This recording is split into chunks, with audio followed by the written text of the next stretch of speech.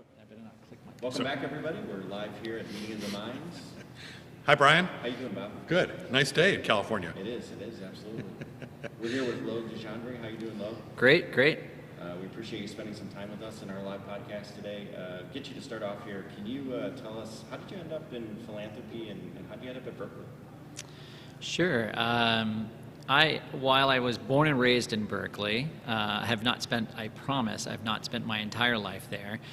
I am a graduate of Berkeley. I went off, though, into the private sector for a number of years, and including going back to school and getting my MBA.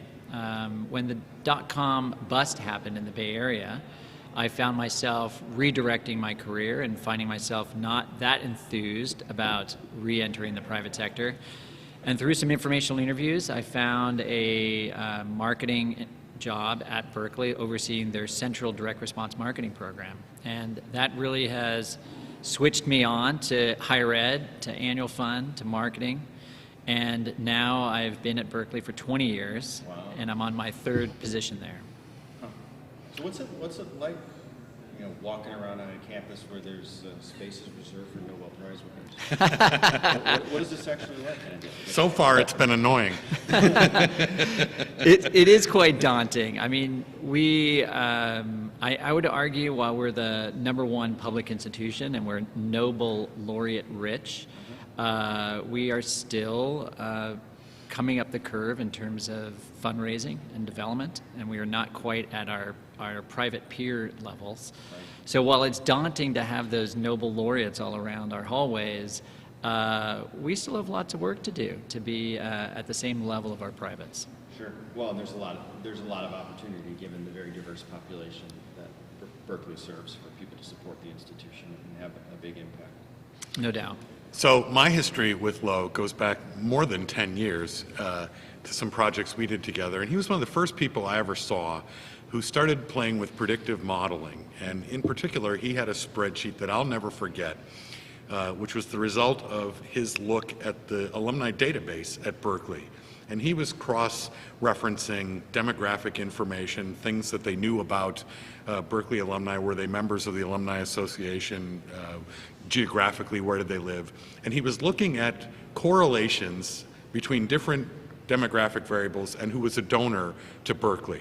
And when things correlated, those were stars on the chart. And when they didn't correlate at all, those were little dogs on the chart. Dogs. So, yeah, the Chicago talking, right? So, but his dogs and drivers always stuck with me. And there have been many people who've explored predictive modeling in our work and continue to, but he was always one of the first. And this is a nice catch-up for me to revisit with my old friend who continues to do work with the pipeline and prospect identification, which really is not all that far descended from where we were with dogs and drivers once upon a time, right? That's right. And I would say, let me just start by giving a little shout out historically to Peter Wiley. Peter Wiley is someone who's been in the industry, I think, since its really inception, and he might have been the first person to really bring data mining and modeling into higher ed. That's right. And I had contracted Peter to help me develop UC Berkeley's original models, and the two of us hit it off. He clearly recognized my interest in data, my data geekiness side of me, and really spurred my interest in terms of how to leverage data to further our development efforts. And to me now, when I think about data mining and modeling and where fundraising is going, is I think in some sense I've moved beyond just the annual donor participation models, and I'm really focused on leadership giving models, which is a very different type of modeling. You're really focusing on trying to predict among donors who is most likely to be giving at that leadership level. And if you think about the kind of 80-20 rule in terms of only 20% of our donors give about 80% of the revenue, this pipeline development is a critical component of driving increased revenue. And when I think about the donor pyramid and the giving pyramid, how they're inversed, meaning you have this large base of number of donors giving a small percentage of the revenue and a small number of donors giving a large percentage of the revenue, we really have to be doing more work on pipeline development. And so data mining and modeling to me is what really helps with prospect identification. And many people have used throughout the years the intuition model, which is, well, we know the wealthy zip codes. In California, that's Marin County.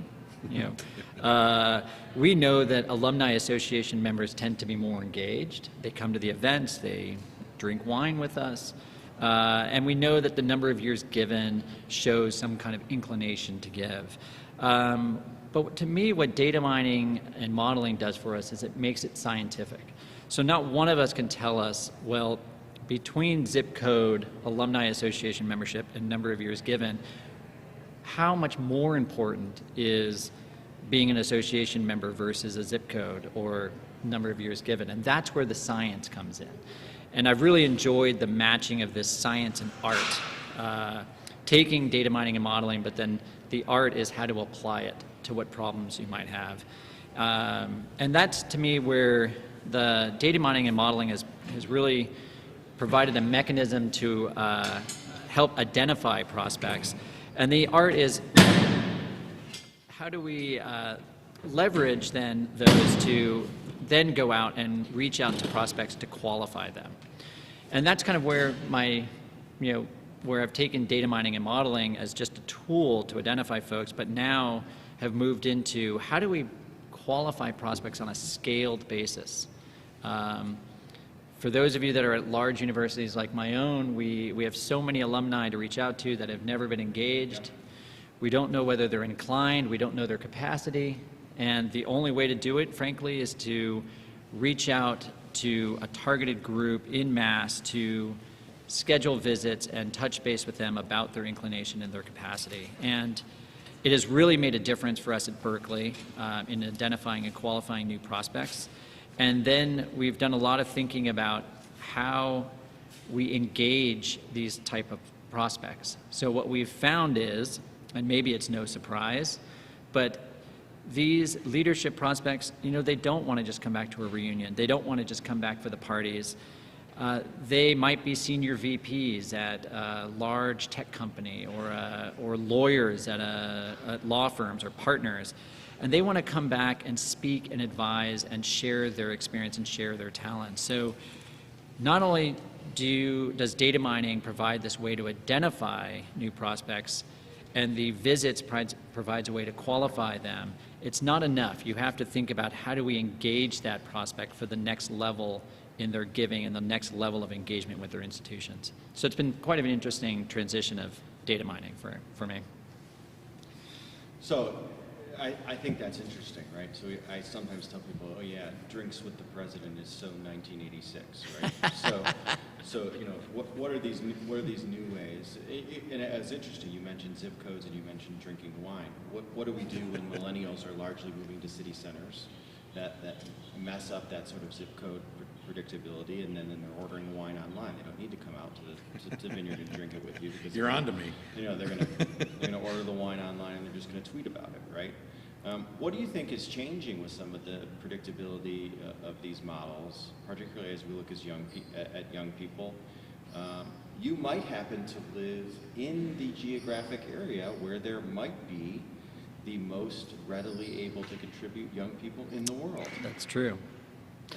Yeah, it's an interesting question in the sense that one of my arguments of some of the large data mining companies out there is that they rely too heavily on zip codes and on basic demographic and kind of psychographic elements versus data points that might even show that kind of engagement or inclination with your institution. Yeah. So whether they were active as a student, whether they continue to be active in some manner or another in terms of alumni, and frankly, there is so much data out there in terms of how people are digesting our newsletters. Well, are they digesting it? But how? Are they reading the articles on energy or on startups and technology? And then doesn't that tell us what type of event or what way these folks might want to get engaged, and particularly the millennials? As to, if you're not relevant to them and you're not coming to them with content and value that's relevant to their lives now, then quite frankly, we're at a loss to get them engaged. So I agree with you. There's, the old model of just purely reunions and having a glass of wine with the chancellor is changing. And we're actually trying to get more smaller events, more regional events, and content-based to get the right audiences back engaged with our institution. Yeah, I think that digital listening component, I mean, we're really big on that. We've been talking about that quite a bit. I'm presenting here at the conference. Half of my presentation is focused on that. And I say digital listening, I think I'm going to just start saying listening, because I think everything is digital now. I think there's just a lot of opportunity. We have so many opportunities to look at people. And then I think there's a huge component of what's the recent behavior. And it's not just what are the categories that people fall in, but have they recently become available. Lo, you're frolicking across the bay from Facebook and Mark Zuckerberg. I'm curious, I read articles that say you can know more about somebody's interests through their digital data profile than you can in some cases talking to their friends and relatives. That's certainly a very interesting and, at least at the moment, available set of data. Do you see that washing over this at some point? I mean, I do, in the sense that, Google is probably the best form of this, which with data analysis can really pinpoint their outreach efforts to you. I mean, I actually appreciate the fact that when I go on Google, the ads tend to be around stuff you like. How did they know I wanted to go to Morocco? How do they know I'm interested in this book or these areas? And so targeted marketing has become at such a different level. And I would argue in the annual fund higher ed world, there's this great push around centralizing. We talked a bit about Berkeley. Berkeley has this central decentral model, and there's a tension as to whether it should be more centralized or more decentralized. And I would argue that in this world that we have now with data, the segment is you. We get down to each person is a segment, and we have the data in order to execute on those segments, and we have the technology to execute on those segments. And if you view the problem purely as how do we cut the cost of our development program, you can create one segment, which is everyone. But I think that's going the wrong way. That these days millennials expect you to be relevant and timely with your outreach, and if we don't follow suit with the way technology has created the segment of you, we're going the wrong direction. Well, yeah. So that idea of what the model is for the development office is what I call a fundraiser-facing concern. Not unimportant, but let's not lose sight of what the donor experience is. Right. And if those decisions end up causing the data to not be shared or for it not to flow into systems that are actionable, then we've got a problem. Again, not unimportant, something we need to consider, but like you said, let's think about how we can use that data to provide a better donor experience. What do you think is going to happen next? I mean, you're in the technological hub of the universe, so to speak, as Bob was describing it. Your donors have to be pretty darn demanding, I imagine.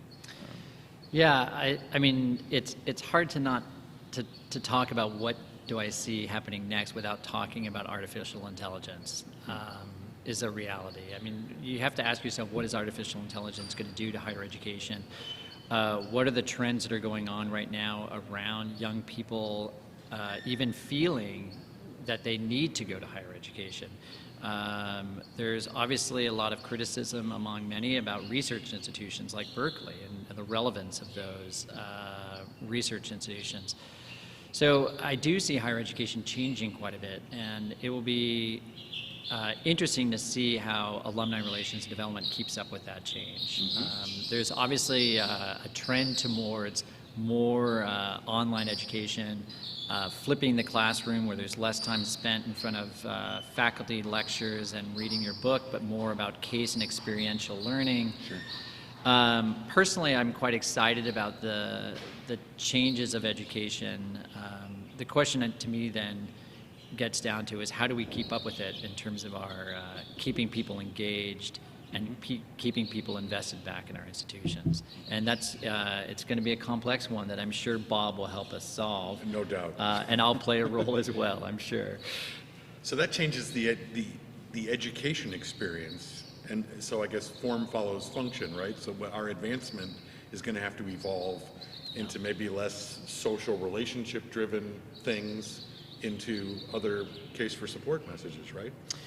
Yeah, I mean, a lot of times it comes down to a lot of institutions, it's the build versus buy kind of decisions. Like, I think a lot of institutions make the mistake that we can build something internally that will suffice or beat out Facebook or Instagram or LinkedIn.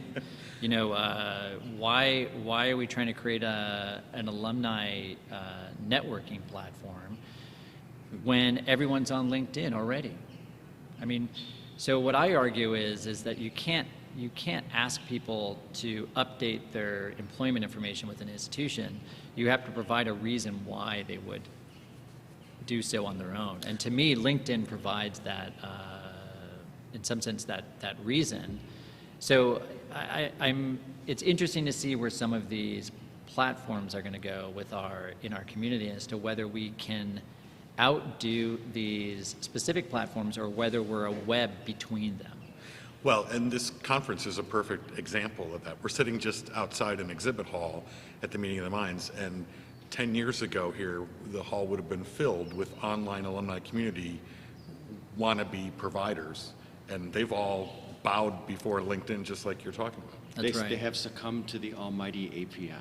And as we all should, right? I mean, so I think we have to answer this question: is it about trying to get people to do things differently, or integrating into the natural flow of people's lives? And I think that's a big, when we think about higher education as a lifetime relationship, we shouldn't presumptively think that we're going to cause people to do things differently. It's not about telling people how to give or engage. It's about how can we become a meaningful part of their lives.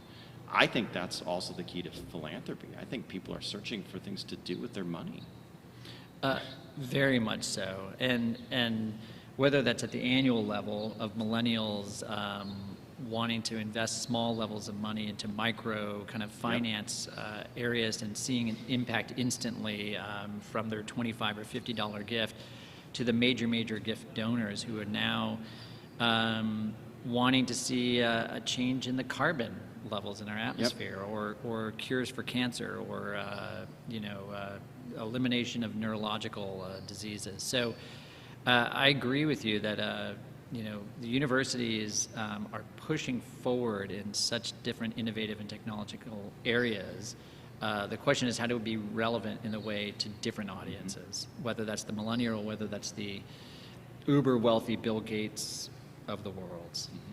And when you say artificial intelligence, to sort of go back to where we started, when I think about what that looks like in advancement today, what I think of is really automating the dogs and drivers that you started with, right? Just what is that model, and how do you set that model, and how do we just all go visit the people who fit that model?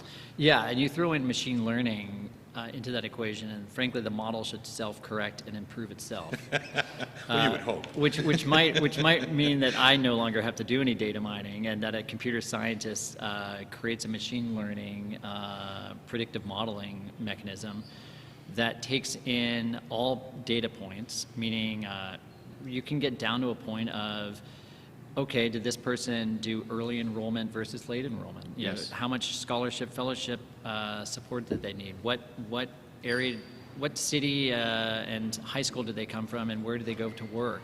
What was the transformation of their, the ROI of their academic experience here at Berkeley?